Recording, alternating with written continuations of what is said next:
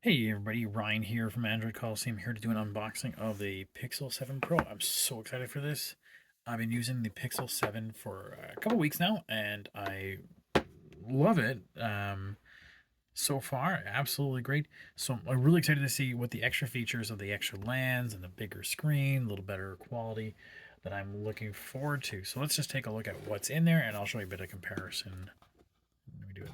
I do have my review on the Pixel Watch and the Pixel 7 coming out soon, so stay tuned for those two items. So while we're doing that, might as well talk about the price difference. So we're looking at $800 for the Pixel 7. We're looking at what, just under 1200 for the Pixel 7 Pro. So almost a $400 difference. Wow, that does look cool. So obviously the biggest difference is now we're going to add that telephoto zoom lens on it, and that's what I'm really excited, especially it's football season. We got our championship game on Saturday, so it'd be nice to be able to take some photos without having to get down on the field too close and interact through that.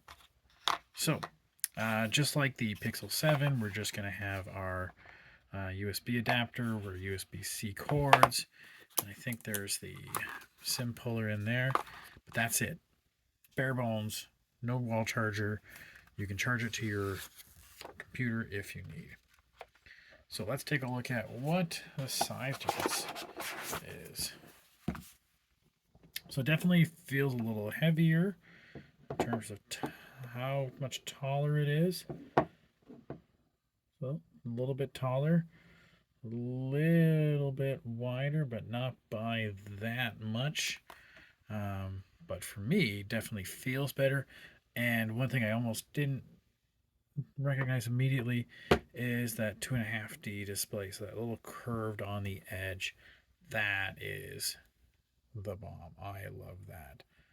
Okay, I wonder what that top part is for. We'll find out. But I'll do a full review in the next little while. If you have any questions, please feel free to ask away. Hey, thanks.